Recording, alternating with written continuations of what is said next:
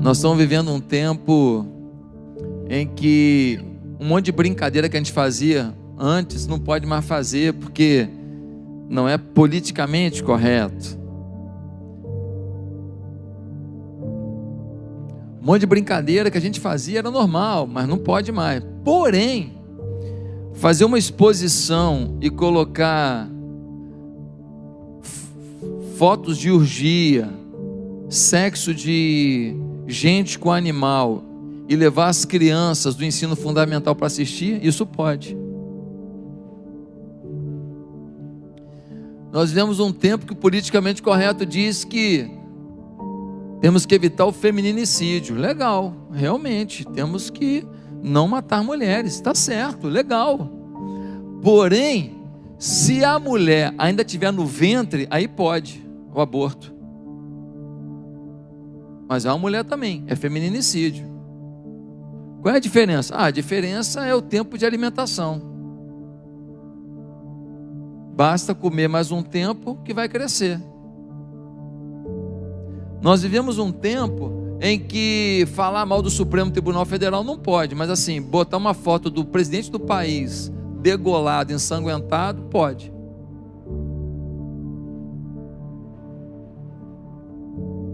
Então, o tema da mensagem de hoje é: politicamente correto ou hipocrisia? Politicamente correto, ele se detém nos detalhes assim do comportamento do outro, mas ele não está nem aí para os próprios comportamentos. Ele pega um detalhe e te humilha num detalhe, às vezes um mosquito, mas ele deixa passar um elefante, se for uma coisa que ele acredita, se for da sua ideologia, se for do seu pensamento. E o nome disso é hipocrisia. Hoje eu quero falar sobre algumas pessoas que realmente a gente tem um pouco de dificuldade de lidar com elas, mas que elas estão no meio de nós. Eu quero falar do hipócrita. Quem aqui conhece alguém hipócrita? Levanta a mão. Agora, quem aqui está com o hipócrita do seu lado? Não levanta a mão. Não levanta a mão. Você sabe uma das maiores queixas que os não evangélicos fazem sobre a gente? Eles falam assim: aquilo é um bando de hipócritas. Por quê? Porque eles baseiam a sua percepção na imagem de alguém que se diz evangélico, que está na mídia, que está na televisão. Ou eles baseiam a sua opinião no relacionamento que eles têm com um que se diz evangélico, que convive com eles no trabalho, ou que é vizinho deles no prédio. Então, entra aí uma figura de linguagem do português chamada metonímia, quando você julga o todo pela parte. Quem lembra da metonímia? Quem não lembra não passa no Enem. Eu aprendi lá no Souza Marques, quando era garoto, figura de linguagem, né? Então a metonímia, você julga o todo pela parte.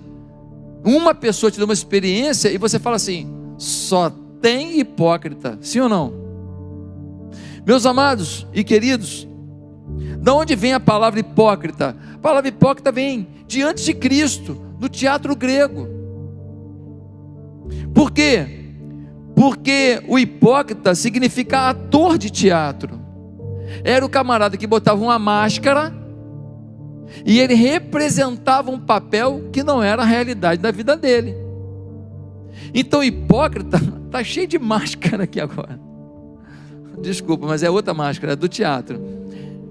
O hipócrita é alguém que botava uma máscara para não mostrar, não revelar quem ele realmente era, o que ele realmente pensava e o que ele realmente fazia. Quem está entendendo? É isso que é hipocrisia. Agora, como que Jesus vê a hipocrisia?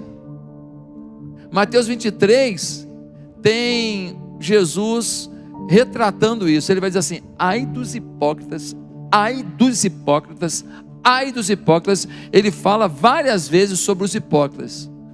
Jesus, aliás, tinha alguns adjetivos não tão legais para os hipócritas. Ele virava para os fariseus hipócritas e dizia assim: vocês são como sepulcros caiados. Sabe o que é sepulcro caiado? Quando você olha um sepulcro bonitão, aquele mármore, por dentro carne podre.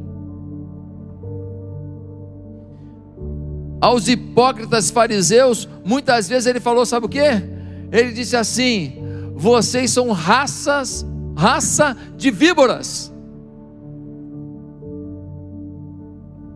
Pastor, mas então Jesus odiava os hipócritas? Não, Jesus odiava a hipocrisia, porque teve hipócrita que se transformou. Por exemplo, Paulo era um desses. Pensa no hipócrita, um cara que falava que estava a serviço de Deus e que matava pessoas. Mas o arrependimento, o quebrantamento faz a gente mudar. Como é que você lida com o hipócrita? Como é que você lida com gente que vive uma coisa e fala que vive outra, que pensa de uma maneira e diz que pensa outra, que julga os outros, mas que faz pior?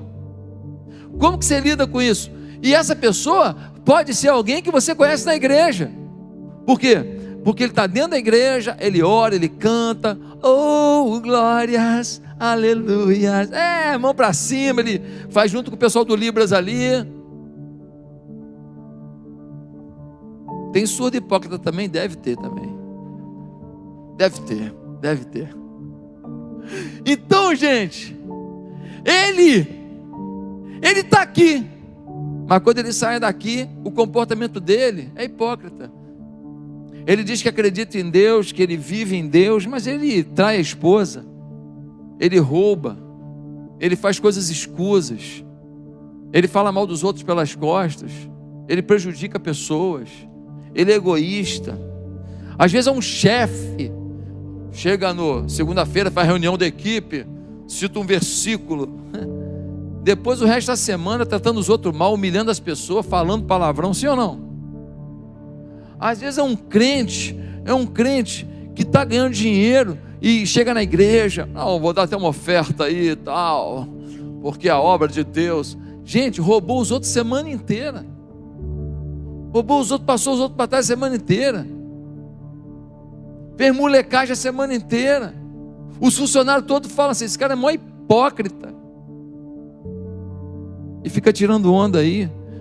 Agora, qual deve ser a nossa atitude numa situação como essa? Deixa eu te falar uma coisa: Deus ama os hipócritas, Deus ama as pessoas, Deus tem planos para todo mundo que está falhando, Deus é apaixonado por gente que ainda está falhando. Nós não podemos simplesmente dizer: é hipócrita, some, é hipócrita, morra, é hipócrita. Não, a Bíblia nos diz que nós precisamos amar e ajudar. Aliás, a Bíblia não diz assim: amai a vossos inimigos, sim ou não? Bendizei ao que vos maldizem, sim ou não? Então a Bíblia diz que eu tenho que amar até quem é meu inimigo, quem fala mal de mim. Misericórdia. Gente, é tão importante isso. Agora uma boa pergunta é: por que as pessoas são hipócritas, hein? Bem, uma primeira resposta é que talvez essas pessoas ainda não tenham aceitado Jesus, não tenham tido um novo nascimento, não compreendam ainda a fé em Deus, não compreendam ainda o que é uma vida em Cristo. 1 João 2, versículo 4 diz: quem diz que conhece a Deus, mas que não faz o que Ele ordena, é mentiroso, a verdade não está nessa pessoa. Ou seja, diz que ama a Deus, mas é mentiroso, porque na verdade ainda não ama a Deus, não vive em Deus, tem um discurso de que ama a Deus, de que acredita em Deus, mas a vida mostra que não é assim. Então essa pessoa, ela acaba agindo de uma maneira totalmente distorcida da realidade, porque ela não conhece a realidade. Jesus lá em Mateus capítulo 7 vai dizer: olha, nem todo que me diz Senhor, Senhor entrará no reino dos céus, mas o que faz a vontade de Deus. Então há pessoas que elas simplesmente não nasceram de novo, por isso que elas vivem essa vida. Algumas pessoas, elas têm uma atitude hipócrita, mesmo tendo nascido de novo, mesmo tendo tido um encontro com Jesus. Mas qual é o problema? O problema é a palavra maturidade. São pessoas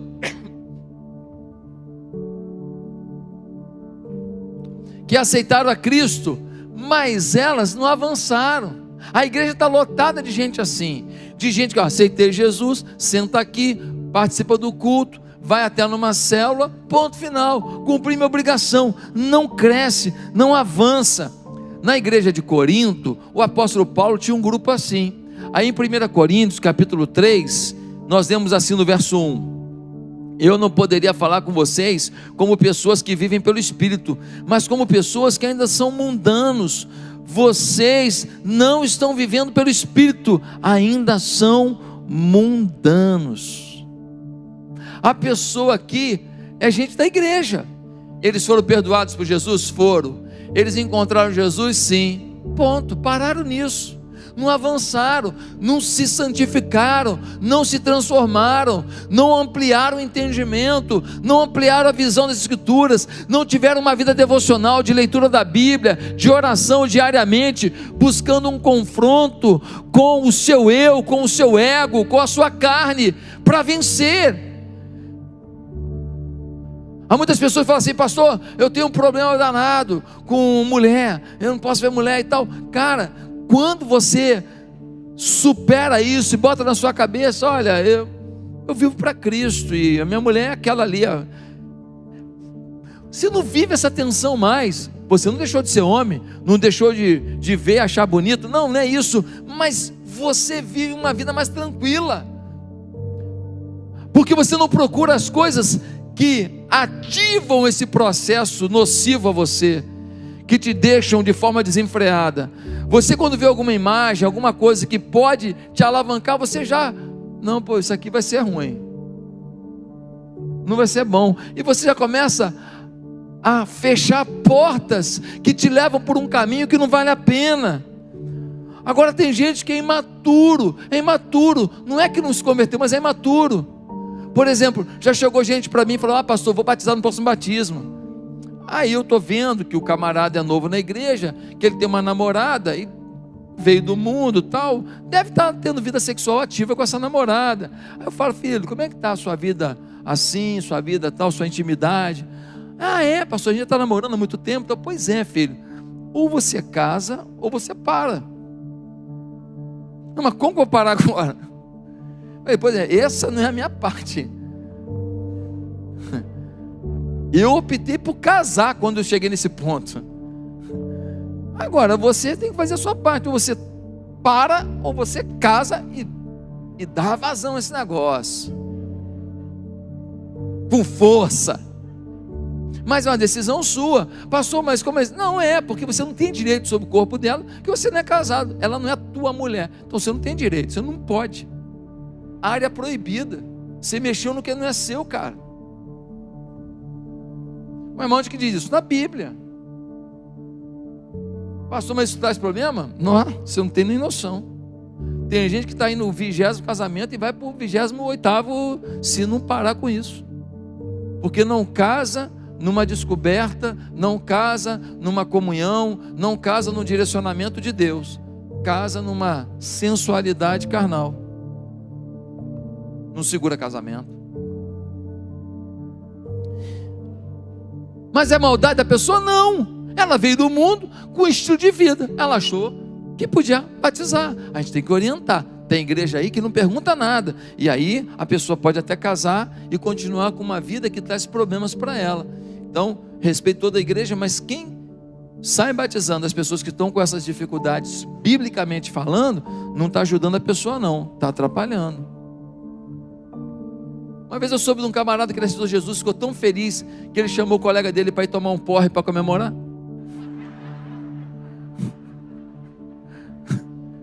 Por quê? Porque é um bebê espiritual, acabou de se converter. Pô, meu irmão, vamos tomar um gole, meu irmão. Pô, aceitei Jesus, olha só. Porque tudo que ele fazia de bom, ele comemorava desse jeito. O que é? Maldade? Não. imaturo, você pegou. Agora, tem um terceiro tipo de gente que vive a hipocrisia. Por quê? Entregou a vida a Jesus? Sim. Amadureceu, sabe o que está certo e errado, tem consciência? Sim. Mas mesmo assim, decide desobedecer. Esse é o hipócrita. Esse é o hipócrita. Sabe o que é certo e errado.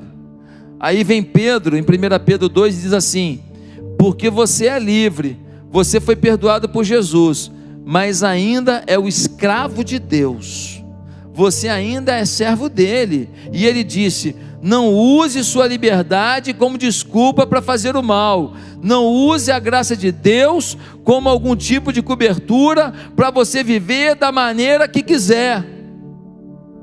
O que Paulo está dizendo? Ei, baixa a sua bola.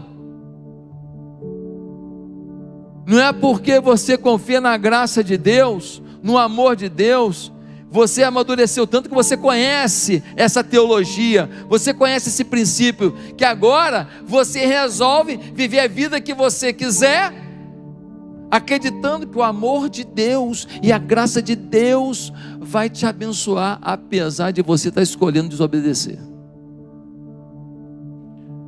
Quando as pessoas entram em um espírito de hipocrisia, elas podem começar dizendo: bem, você sabe, não dá conta de ninguém tem nada a ver com a minha vida. Quando a pessoa fala isso, já está diante de você um hipócrita. Ninguém tem nada a ver com a minha vida. Ou então a pessoa diz assim: Deus vai perdoar pela sua graça. Tem um movimento teológico aí que graça, graça, graça, graça, graça. Então as pessoas falam assim: eu vou pecar, mas eu já sei que Deus mandou Jesus morrer numa cruz por mim, e pela sua graça eu serei perdoado, então eu peco agora, depois eu peço perdão. Gente, um princípio para o perdão é o arrependimento. Uma pessoa que planejou como vai burlar Deus para viver o pecado, que arrependimento tem nisso? Que arrependimento tem nisso? Zero. Nenhum arrependimento. Tem ainda aqueles que dizem assim: ah, isso é o meu fraco, Deus sabe que é o meu fraco. Então o fraco dele, ele é tão egocêntrico, ele é tão hedonista, ele é tão centrado em si mesmo, ele é tão humanista, que ele pega a fraqueza dele e fala assim: Deus, o Senhor pega com os seus princípios e o Senhor traz para a minha vida até aqui, porque aqui é o meu fraco, e o meu fraco eu vou viver, e o Senhor me abençoa do jeito que eu quero viver, e não a tua lei que vai prevalecer, mas a lei que eu estou criando agora. O que é isso, gente? Hipocrisia. E o pior de tudo são aqueles que tentam minimizar a voz dos autores bíblicos para justificar a sua hipocrisia. Paulo falou aquilo, mas Paulo era meio machista. Eu dei um soco na cara dela mesmo, mas assim, mas Jesus também pegou chicote, né? Pô, mas o contexto que você fez, o contexto de Jesus, a pedagogia de Jesus, o princípio de limpeza do templo, de respeito, de temor a Deus, você vai querer comparar uma coisa com a outra? Será que você é tão pobre de exegese, tão pobre de hermenêutica, tão pobre de interpretação de texto, para fazer uma análise tão mundana e maldita dessa? Não, eu encho a cara mesmo, então, mas Jesus também bebia vinho. Essa é que eu mais escuto. Gente, quanta gente que não pega o contexto, a realidade, o momento, a circunstância, a pedagogia daquilo, e quer às vezes minimizar o próprio autor bíblico. Aí Pedro vai dizer: não usa a graça de Deus como desculpa para pecar não, que você vai dançar. Não fica planejando como que vai pecar e como que vai se consertar, burlando a justiça de Deus, que a justiça de Deus não está circunscrita à sua vontade não. Meus queridos, se nada fizermos, as pessoas que estão na hipocrisia, elas não vão melhorar. E se nada fizermos, as pessoas que estão na hipocrisia vão levar outros para a hipocrisia, porque a influência vai se expandir, sim ou não? E se Deus ama as pessoas que estão na hipocrisia, e Deus quer mudar a vida delas, Deus não tem outro instrumento, somos nós.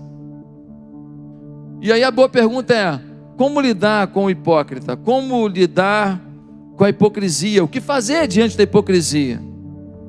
E aí eu quero ler um texto bíblico para basear a nossa reflexão, que é Gálatas, capítulo 6, versículo 1, que diz assim: irmãos, se alguém for surpreendido em algum pecado, vocês que são espirituais deverão restaurá-lo com mansidão.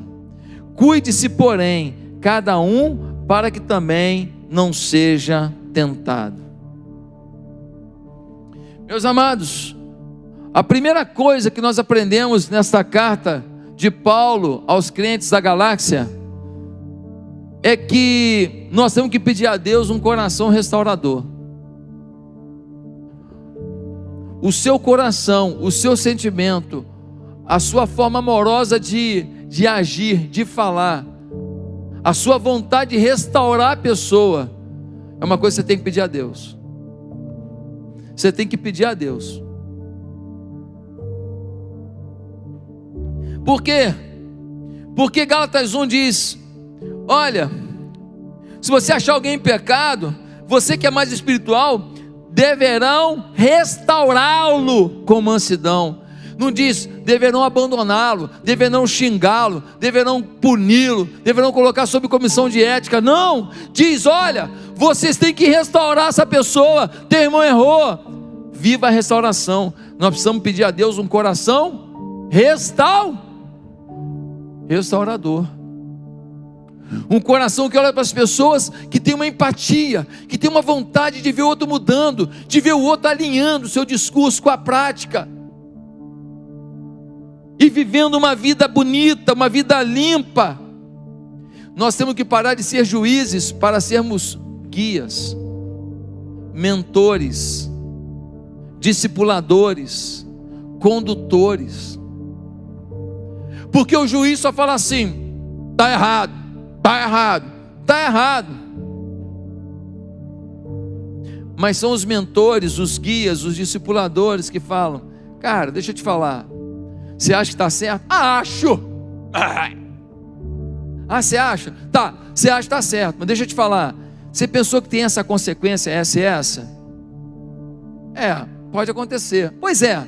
Então olha só, você acha que está certo e tem essas consequências.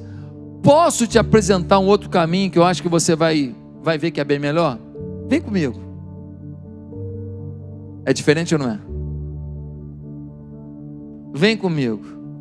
Filha, você está fazendo isso, indo para as boates, você está bebendo, você está saindo ali para o motel com o rapaz que você estiver namorando na época, você já namorou 15 esse mês. Então, deixa eu te falar, posso te apresentar um outro caminho?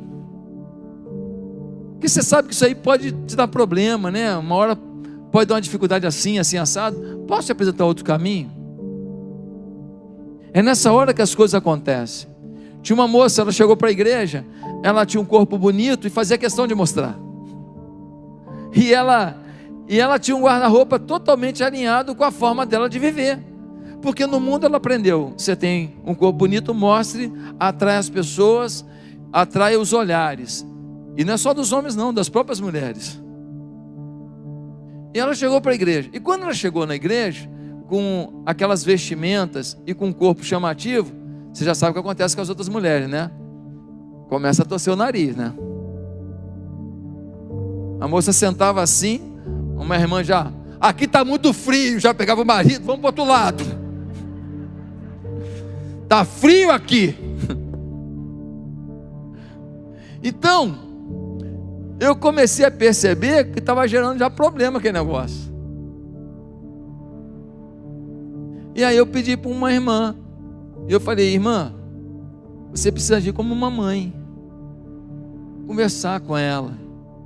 E você vai trabalhar mais ou menos nessa linha. Vai dizer para ela assim: filha, você tem um corpo bonito, hein? Parabéns. Você malha? É.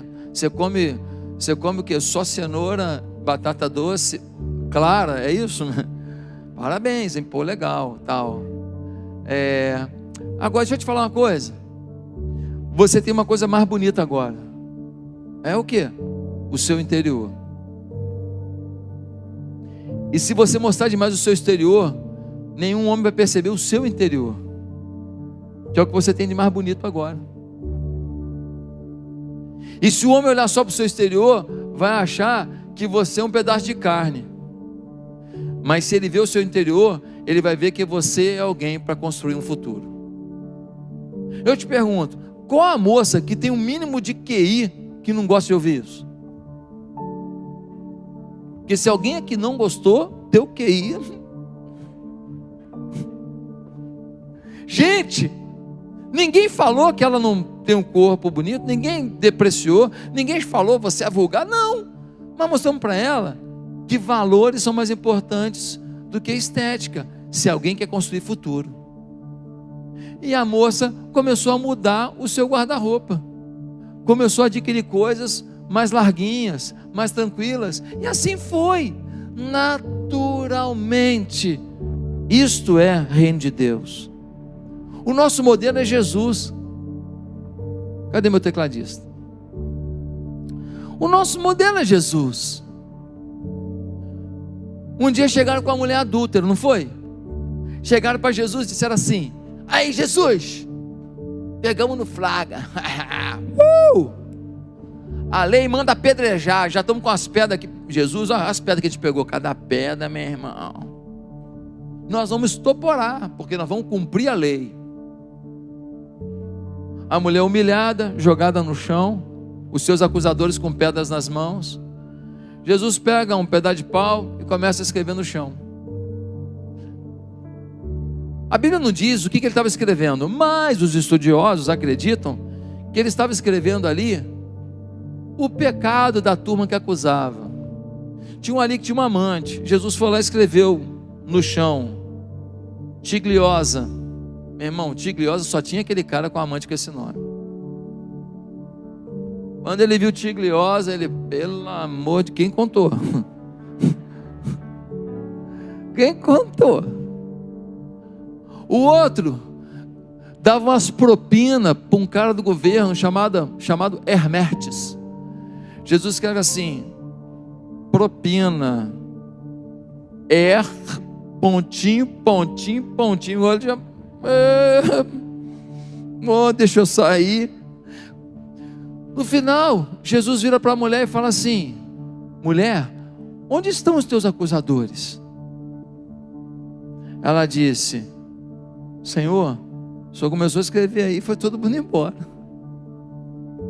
O que Jesus fala para ela?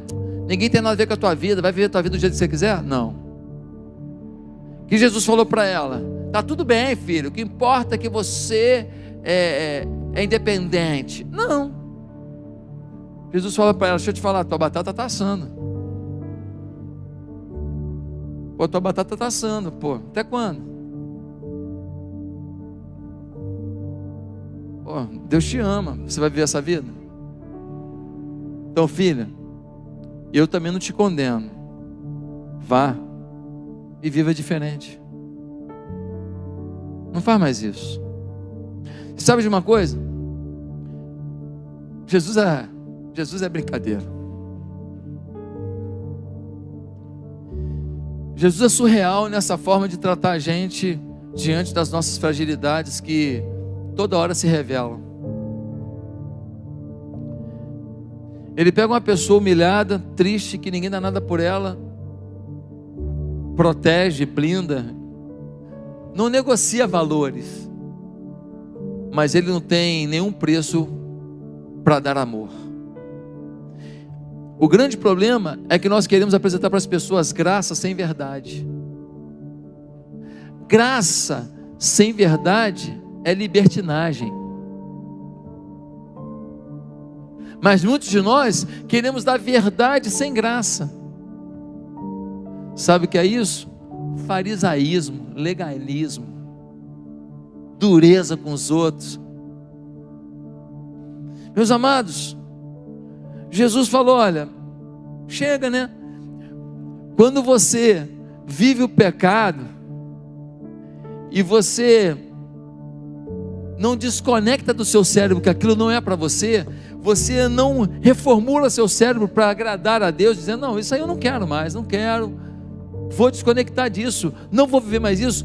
Quando você não faz isso, assim, na boa, com muita sinceridade, é como se você dissesse para Jesus: olha, o teu sacrifício da cruz não é lá essas coisas, o teu amor por mim não vale tanto assim, porque eu não vou abrir mão de certas coisas por sua causa, não vou. É isso que a gente está dizendo. E quando você começa a compreender isso, você começa a perder a graça de viver certos pecados na sua vida.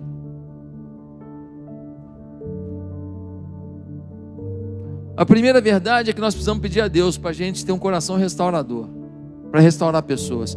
A segunda verdade é que nós precisamos confrontar as pessoas com humildade. Se nós queremos lidar com os hipócritas, nós temos que primeiro ter um coração restaurador, depois confrontar com humildade.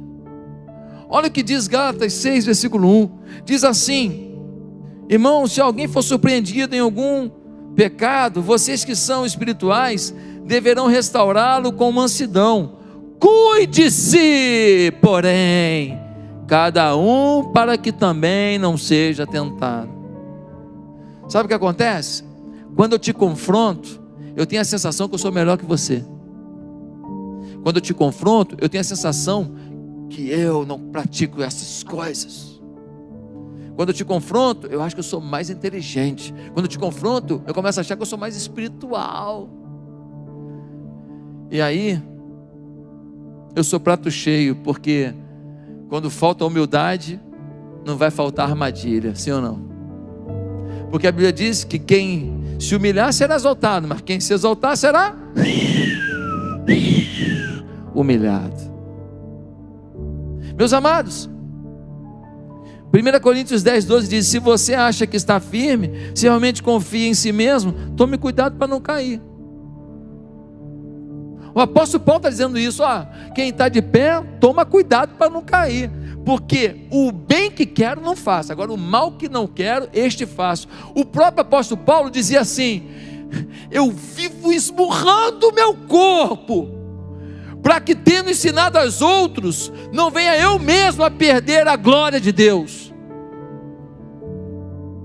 Tem gente aí?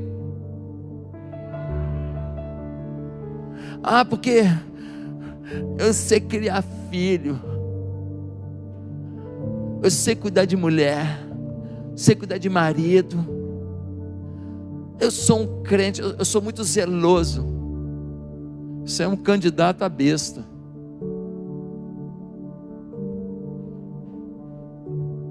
Você está se vangloriando da misericórdia de Deus? Você está se vangloriando do que Deus permitiu na sua vida pela graça dele? Você está trazendo para você a honra daquilo que só Deus pode fazer? Você tem filho, você tem neto, você tem irmão, você tem pai, você tem mãe. Qual a garantia que você tem do rumo que vai tomar a vida de todos eles? Qual a garantia? Você vai ficar se vangloriando, dizendo que você é o bambambam, que você é o melhor, que você sabe tudo, que você é campeão, que você sabe isso, que sabe aquilo, que você vive em Deus. Quem é você? Ei, você de casa aí, quem é você? Baixa a bola, agradeça a Deus as vitórias que Ele tem te dado na sua vida, na sua existência, na sua família. Agradeça a Deus, faça a sua parte, seja zeloso, mas seja humilde. Quando você for tratar as pessoas, trate as pessoas com humildade, não como alguém superior, mas como alguém que está junto, que ama, que fala: olha, eu também tenho minhas lutas, mas na tua luta eu queria te ajudar, porque isso é importante para mim. Vá com humildade. Se nós queremos ser realmente agentes de Deus, nós temos que ter humildade, a humildade que o Espírito Santo nos dá, porque é fruto do Espírito. para falar com as pessoas e os ajudarem. Teve um homem que ele morreu, ele era um diácono de uma igreja, e ele era muito moralista, aqueles caras assim que, está errado, o cabelo está errado, o bigode está errado, e aquele cara chegou para a igreja agora, está tatuado, está errado, aquela mulher com aquele vestido ali, está errado, crítico, aí o cara morreu, aí lá nas coisas dele lá, tinha um baú, vivia trancado a chave, ninguém abria aquele baú, que ele dizia aquelas coisas da mãe dele, do pai dele, que não queria que ninguém mexesse. Aí ele morreu abrindo o baú. Quando abriu o baú, tinha um monte de coisa pornográfica. Deixa eu te falar uma coisa, as áreas em que você é mais crítico e acusador, talvez sejam as áreas da sua maior vulnerabilidade. As áreas em que você tenta aparentar mais bem resolvido, mais fortão, talvez sejam as áreas onde você é mais frágil e talvez mais pecador. Nós precisamos parar com isso. Pastor, como é que eu faço então com a pessoa hipócrita? Você tem que confrontar em amor. Como é que diz Mateus capítulo 18? Se o teu irmão pecar, vai até ele, não é vai até a orelha dos outros, não é vai até o Twitter, não, coisa de gente baixa, é ir para Twitter para mandar recado individual, ir para Facebook, tem gente aí, né, da Rede Verde,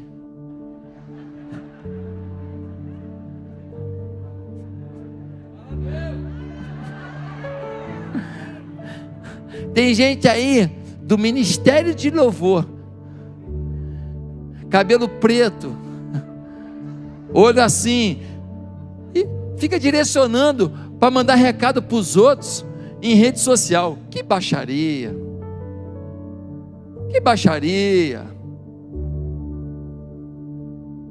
pessoa que tenta me mandar recado por rede social, eu bloqueio, tchau. Não vou brigar com a pessoa, mas não vou ficar discutindo, pelo amor de Deus, é baixaria. Quer falar, fala na lata, mas prepara para ouvir também na lata. Ping-pong é pá, puf, sim ou não? Então vai até a pessoa, você está errando comigo, assim, assado, pá, com amor, com respeito, legal. Aí a pessoa faz o quê? Não te ouviu. Se te ouviu, beleza, resolveu. Não te ouviu, o que a Bíblia diz? Chama duas pessoas. Fulano, estou com um problema aqui, não tinha contado para ninguém, estou contando para você, porque você é uma pessoa sábia, madura, e você ama também o fulano está com esse problema comigo, vamos lá resolver? Vamos. Aí vem alguém que pode ajudar, não é fofoca não, aqui fulano, eu vim aqui com fulano e fulano, eles amam você está errado, cara, você está adulterando, você está mentindo, você está roubando, você está, sei lá, você está falando mal dos outros, você está sendo desleal. Pô, cara, isso tem que mudar, cara, não pode, nós amamos você, vamos fazer diferente. Se ele te ouvir, ganhou teu irmão, diz a Bíblia. E se não ouvir? Aí você procura a liderança, o líder de célula, o supervisor, pastor de rede, pastor da igreja. Você vai procurar alguma liderança para ajudar a tentar salvar o irmão. E se o irmão não quiser nem assim, vai ter que mudar o comportamento com ele. Vai ter que mudar. Como assim? Vai ter que mudar. Ele não pode ser da liderança da igreja, e talvez não possa nem ser membro da igreja, se ele não quer mudar a postura dele, e quer fazer uma coisa vergonhosa para o evangelho, escancaradamente, sim ou não? Sim, Bíblia, isso é Bíblia, isso está na Bíblia.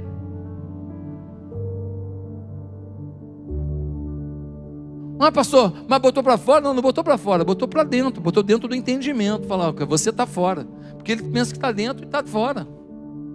Não botou para fora, botou para dentro. Falou, agora entenda que você está fora mesmo. Ele está entendendo, ele já estava. Quem entendeu? Mas nós queremos isso? Claro que não. A gente quer restaurar.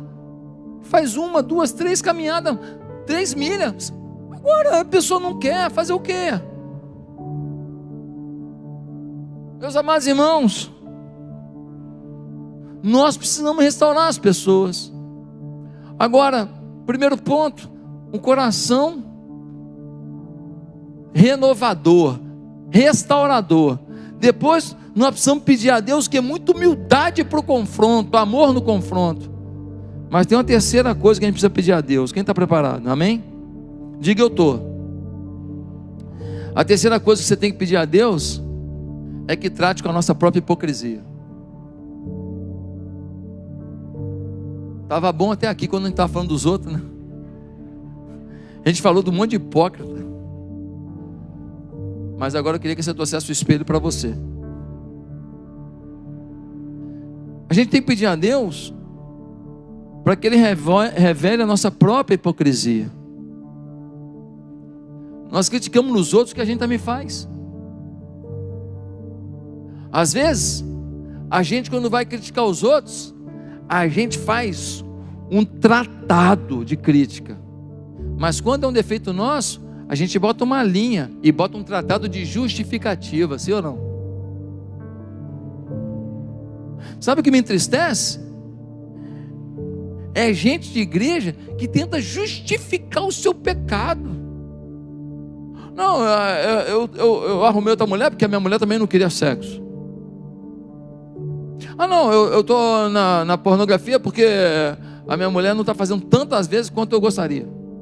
Ou meu marido não está fazendo tantas vezes quanto eu gostaria. Não, foi um dinheirinho que não foi muito honesto, mas todo mundo faz. Gente que diz que ama a Deus, que crê em Deus, que fica justificando pecado. Pecado é pecado. Você não vai mudar se você não estiver alinhado com esse pensamento de obediência ao que Deus determina. Meus amados, tem gente que ama o dinheiro e vive dizendo: uma coisa que eu não me importo é com o dinheiro. Eu já ouvi isso pela cara tantas vezes. Gente que fala assim: não, eu não esquento para dinheiro. Não esquenta para dinheiro, eu não fico brigando não. Eu falo: é mesmo, pô? É mesmo, irmão? É mesmo? Ah, tá, então tá bom. Não vou ficar falando. Mas o cara não tem tempo para ele, não faz uma caminhada, não cuida do corpo, não tem um tempo para a mulher, nunca sai ele com a mulher sozinho, nunca faz alguma atividade assim espiritual, não serve na igreja para valer, com paixão, e fala que não ama dinheiro. Chega em casa 8 horas da noite, abre o notebook e ainda trabalha até 11h30 da noite, todo dia. No outro dia acorda 5 da manhã para sair para trabalhar. Não ama dinheiro? Acorda. Tem gente invejosa que fica acusando os outros de exibicionista. Olha lá aquela mulher com aquela bolsa, olha que exibicionismo. É porque ela queria ter. Porque a outra tem aquela bolsa que tem uma condição financeira, compra aquela bolsa tranquila, assim, me vê, tá bom. Nem tem esse apego todo, mas tem a condição, comprou. A outra não. Porque ela não tem essa condição, ela tem uma bolsa lá da Renner, ela fica chateada. A Renner tem bolsa? Não sei. Tem, irmão? Melhor do camelô, né? Então, acusa os outros, porque na verdade é invejoso. Tem gente que justifica o sucesso dos outros. Por quê? Porque é mal resolvido. É invejoso. Aquele cara ali cresceu financeiramente. Eu não esquento não. Eu não estou nem aí. Estou nem aí não. Por mim todo mundo pode crescer. Mas maior sorte que esse filha da mãe teve. Desse safado. Dessa pessoa teve. No fundo, o coração está cheio de quê? De inveja. Quando você tenta justificar e explicar o sucesso dos outros, em vez de ser grato a Deus pelo que Ele já te deu de sucesso, e de ter mente em Deus para viver novos sucessos. Você nunca vai aprender com pessoas que você admira se você tiver inveja delas. E você nunca vai aprender com pessoas que você admira se você for dependente da admiração que você tem por elas. Admirar uma pessoa significa: pô, legal o que ele faz. Pô, como é que você faz? Pô, legal. Mas viva a sua vida. E se você só admirar uma pessoa e fica, você vai sempre ficar aquém daquela pessoa. Porque você nunca vai tentar viver fora da caixa o que Deus tem para você. o plano do Senhor para você. Não que você vai sair da cobertura espiritual de alguém, não é isso, mas você precisa, dentro da cobertura espiritual, viver o seu ministério intensamente, o seu trabalho, seus desafios, de uma maneira muito pessoal. Isso não significa quebra de aliança, sair de cobertura, não. Mas Deus quer utilizar o potencial que você tem nessa família de fé de maneira diversa, para a gente atingir diversidade de pessoas.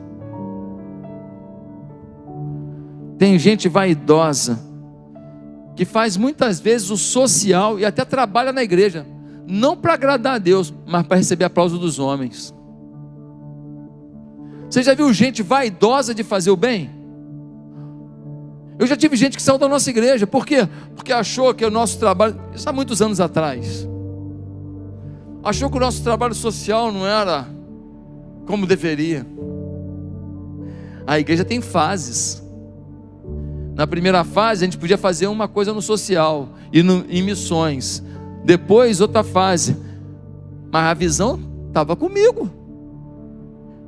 E estava com uma liderança que aprovava ou não a visão que Deus me dava. E o cara chega aqui ontem e ele vai criticar porque ele não entende a visão. Hoje, poucas igrejas fazem tanto no social como nós estamos fazendo, tanto em missões como nós estamos fazendo. Por quê? Porque foi uma construção. Fizemos alicerce para construir o primeiro andar. Fizemos o primeiro andar com alicerce para o segundo e assim por diante. Senão, você sai construindo tudo de uma vez só e o teu alicerce é frágil. Aí rói tudo de uma vez só. Meus amados, conta-se que numa guerra um soldado foi ferido. Seu pelotão teve que sair para não morrer todo mundo. Mas o amigo dele falou: gente, nós temos que voltar lá, que o fulano pode estar vivo. O pelotão ficou com receio, não queria voltar, ele voltou sozinho. Ele voltou sozinho, e quando ele chegou lá, o seu amigo ainda estava vivo. E o amigo falou para ele: eu sabia que você viria. Hoje, eu queria dizer que tem pessoas que estão vivendo hipocrisia. Não estou precisando de um juiz. Estão precisando de alguém que é soldado também, que tem luta também, que tem dificuldades, que muitas vezes age com hipocrisia, mas que é um com o outro e volta na batalha, não para deixar morrer, mas para botar nas costas e falar: vem comigo que eu quero te ajudar, porque um dia, se eu precisar, eu sei que você vai me ajudar. Queria terminar essa palavra dizendo que aqui nós temos 3 pessoas. Nós temos alguns que precisam admitir que não estando o evangelho, não estão vivendo o evangelho com sinceridade que deveriam. Você tem sido um pouco hipócrita na sua forma de viver. Tem alguns aqui que precisam admitir que não estão ajudando os que estão vivendo a hipocrisia, porque você está ficando ressentido, chateado, e você está abandonando pessoas que estão vivendo uma hipocrisia, mas que precisam de ajuda. E nós temos um terceiro grupo aqui que está dizendo a Deus: Deus, eu nunca aceitei Jesus como Senhor da minha vida mesmo. Eu nunca comecei uma vida em que eu dissesse: é a Bíblia que vai mandar. E por isso eu vivo uma vida desconexa, porque eu nem comecei a minha história. O primeiro apelo que eu quero fazer é: quantos aqui querem viver uma vida mais sincera, mais honesta, com menos hipocrisia, vida de Deus mesmo, vida de reino, vida devocional, fidelidade nos dízimos e ofertas, trabalho na igreja, envolvimento para a célula, trazendo visitantes, levando visitantes para a célula, evangelizando, fazendo a obra de Deus? Quantos aqui querem remover uma área que ainda não está tão alinhada na vida? Levanta a mão.